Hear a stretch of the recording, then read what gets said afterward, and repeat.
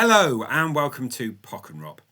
This video is a subject that I have covered before. I've done an album ranking and a tier list of this band. It is my tracks of my years for Queen. And much like I did with the Kinks one that came out a couple of months ago, I couldn't really stop at 20 or 30. I've got 40 tracks I'm going to be covering in this video. I did attempt to record this video last week. I was actually in the garden and I discovered that planes go over approximately every 2 minutes. But on top of that, when I started going through my list, I realised there were some egregious omissions that I was quite surprised I had not included in my original version. Before I dive in, I would remind you to subscribe if you've not already done so, hit the thumbs up to like the video and the bell to receive notifications of future content. So let's start at number 40 with Too Much Love Will Kill You. This was a solo single for Brian May, but prior to that, Queen recorded it for The Miracle. However, because it was a co-write between Brian May and non-band members, it got shelved and eventually becoming one of his solo records. However, it was then dragged out of the vault for Made in Heaven, which is a poor album. I really don't like it. But Too Much Love Will Kill You would have enhanced The Miracle and is the best thing on Made in Heaven by quite some distance. At number 39, I have placed All Dead, All Dead from News of the World, an album I really like. I would like more were it not for the terrible Get Down Make Love. And All Dead, All Dead is a great Brian May track. Number 38, and one of the tracks that made me realise that my list needed a serious update, it's Face It Alone. This is the last Queen single. It was released last year. It was from the Miracle Sessions. Apparently it was unusable at some point, but some of this clever technology, demixing or AI, however we want to call it, the thing that's going to lead to the final Beatles single, meant that they were actually able to isolate the vocal of Freddie, rejig the work, put new music to it, and Face It Alone. It may be the fact that this track was unimaginable before that gives it this high status of my 38th track. I think it's lovely. Face It Alone from the Miracle Sessions and the Miracle Special Edition. Number 37, I'm Going Slightly Mad from Innuendo. Didn't have this on my original list, and again, another one of those oversights. I think I'd probably pigeonholed it in my head as just being a little bit too madcap. But then I listened to Queen Greatest Hits 2 again the other week, and I thought, actually, this song is really good. A weird choice of single, but it's a really fine song. I'm Going Slightly Mad at 37.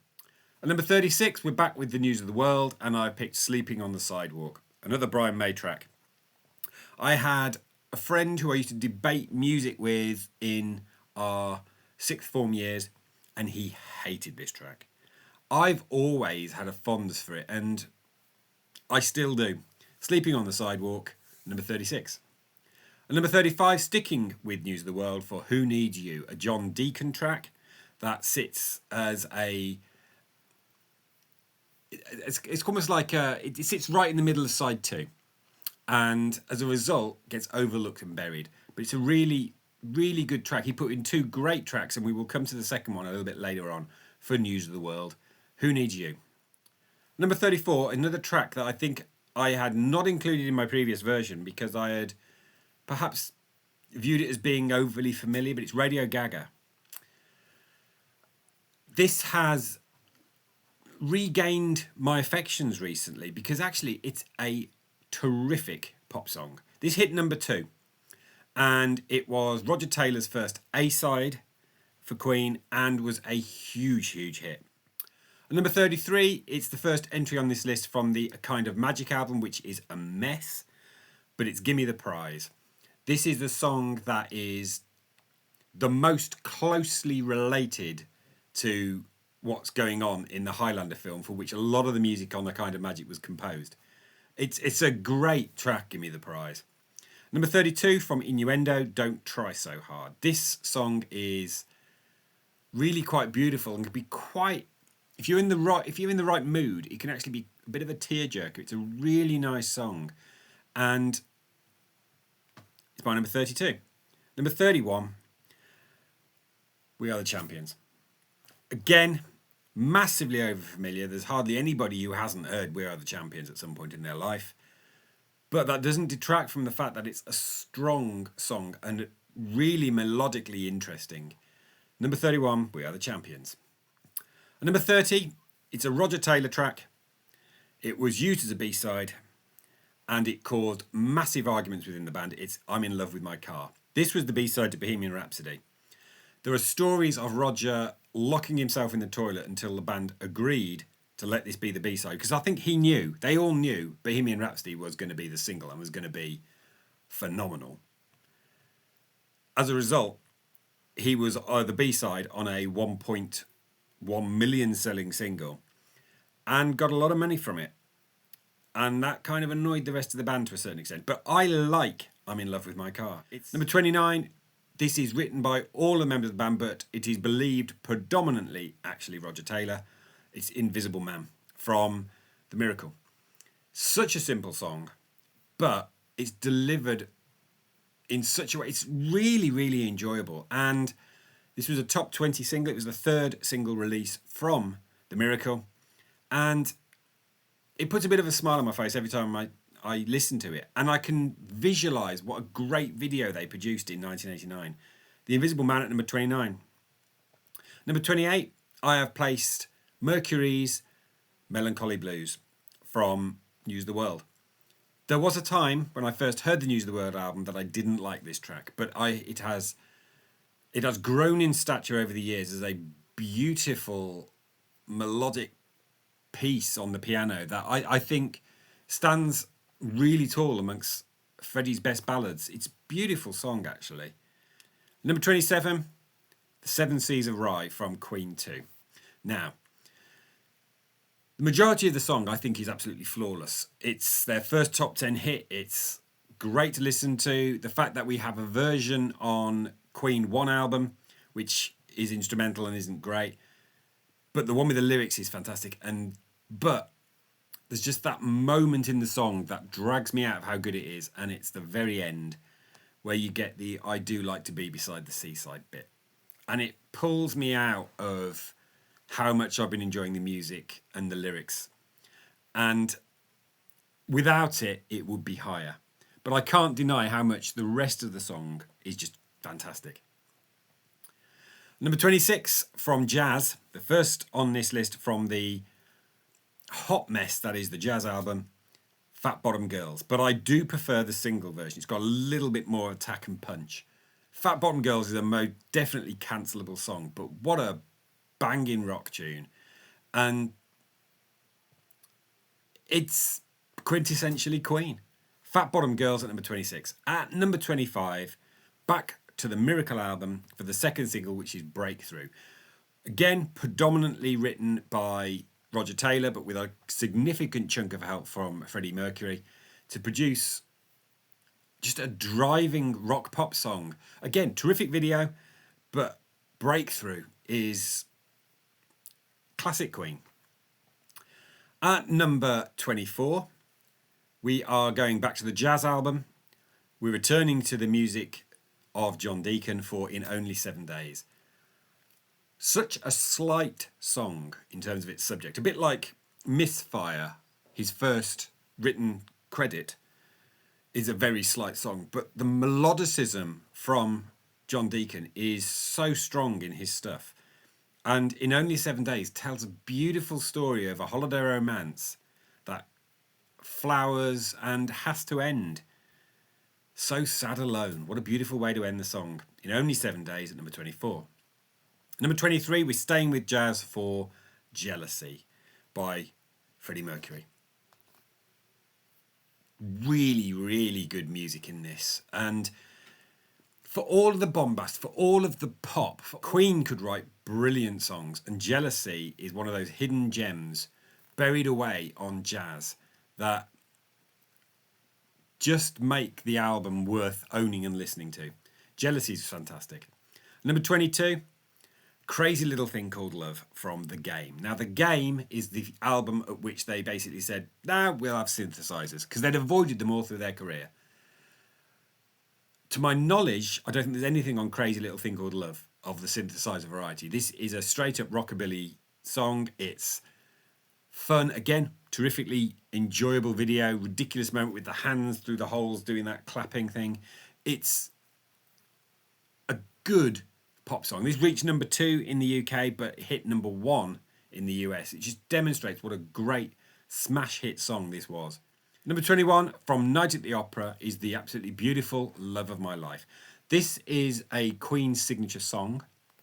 When they were performing live, up until the point at which they retired live performance because of Freddie's illnesses, Love of My Life was the song that they would start, sing, and then just let the crowd take, because the crowd owned Love of My Life. That's not to say that I would choose to listen to the live version from Live Killers. I wouldn't. I would always pick the Night at the Opera version because it's just so much better. This, I believe, was written about Mary Austin, and it's an absolutely beautiful love song. Into the top 20, we return to the A Kind of Magic album, and it's Princes of the Universe. The final track of the record, and it's absolutely banging. Princes of the Universe is one of the reasons to own A Kind of Magic. Princes of the Universe, my number 20. Number 19, we're back with John Deacon again for You're My Best Friend from A Night at the Opera. This was only his second songwriting composition, at least according to the Queen discography, and it was immediately picked up as the second single from A Night at the Opera. It made the top 10. It's got a bit of a life outside of Queen, as it was featured in multiple films, and it's just a really lovely song about a husband to his wife, that you're my best friend. What a great sentiment. And John Deacon, I believe, is still married to that same woman, and it's a really good testimony. Number 18, I'm returning again to the news of the world for Sheer Heart Attack, a song that was originally composed for the album title Sheer Heart Attack, but was not finished, and then was pulled out of the vault 4 years later and reworked and proto-punk. This is the closest that Queen and all of their bombast got to the punk movement that was taking place whilst they were recording and releasing News of the World. It's a Roger Taylor track, and it's taken me years to like it, much as I often talk on my McCartney videos about McCartney rockers taking a long time before I suddenly realise how good they are. The same applies to Sheer Heart Attack.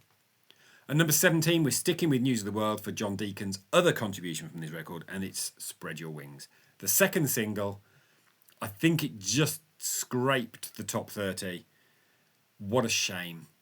After We Will Rock You, We Are the Champions double A side, to then release Spread Your Wings. Spread Your Wings is a great story song.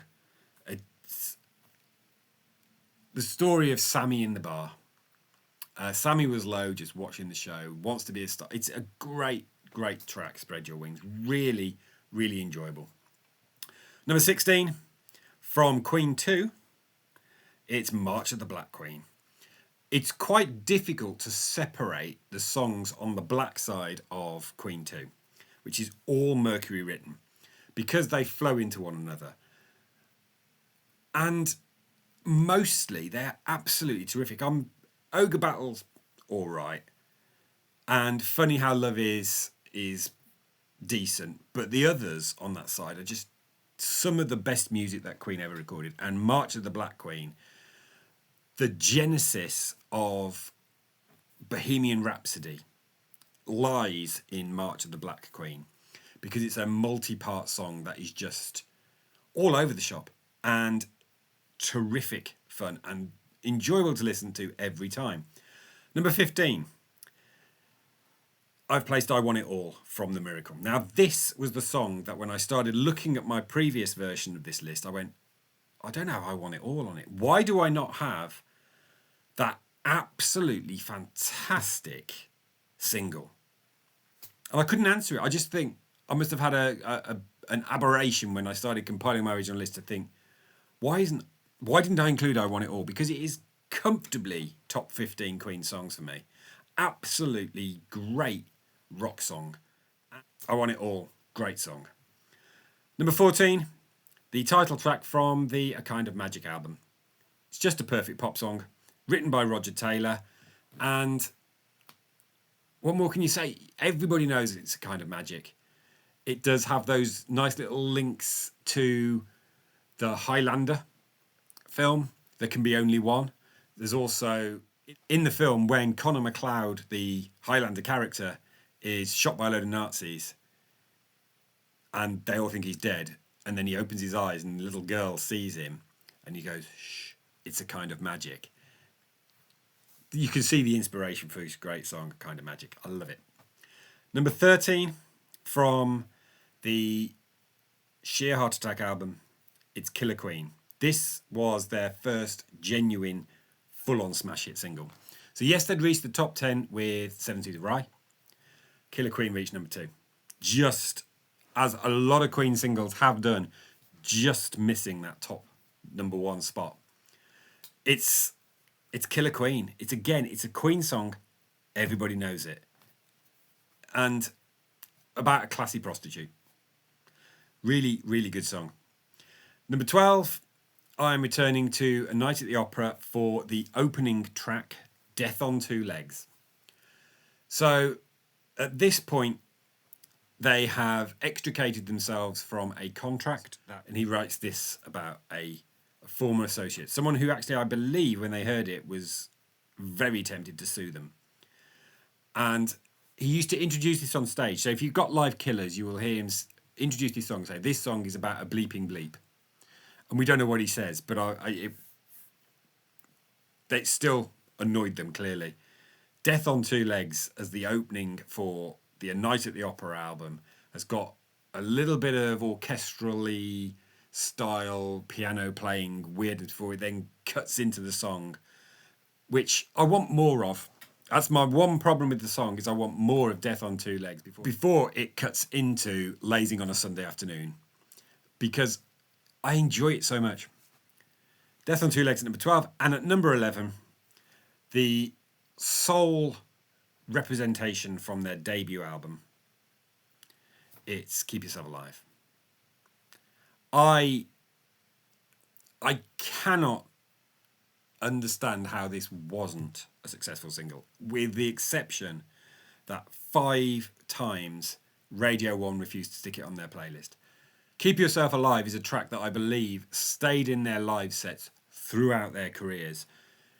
It's a Brian May track, it's intricate guitar work, and it's Freddie's soaring vocal. Keep Yourself Alive, it's the best thing from the debut Queen album, by a country mile. Into the top 10, and at number 10 I've placed a song that was officially a number 1 single. However, no one remembers it, particularly because it was the double A side to the re-release of Bohemian Rhapsody after the death of Freddie. It's These Are the Days of Our Lives. This has a video. It's the last video Freddie recorded, and it is achingly sad. And it just imbues the song with an even greater sense of melancholy. It's beautifully played, it's simple, it's sung so well, and it missed the eyes, knowing that he hadn't got long when he A, recorded this, and B, did the film for it. These Are the Days of Our Lives it's a song that truly soared over the last 30 years for me.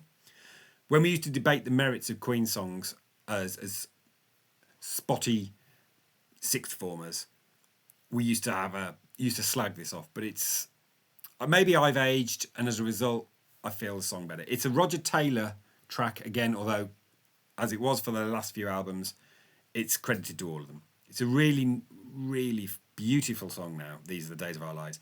And just ahead of it was the first single from the Innuendo album, which is the title track, Innuendo, which is bonkers. And it's the closest thing that they got to replicating the multi-part style of Bohemian Rhapsody, and released it as the first single from Innuendo, and it smashed in at number 1. It's, again, terrific video, but such a complex and enjoyable song, Innuendo. Number 8, we go back to The Game for Save Me, a Brian May ballad that was released as a single. You will get it on Queen Greatest Hits. And feels like a bit of a forgotten Queen song to me, even though it's on that Greatest Hits album, because it was top 10, but it wasn't top 5 like so many other tracks on there. I mean, Queen Greatest Hits album is the template for what a Greatest Hits should be. It's an incredible compilation, really. But Save Me, there's a beautiful key change between the verse to the chorus that just works. And I've always liked Save Me.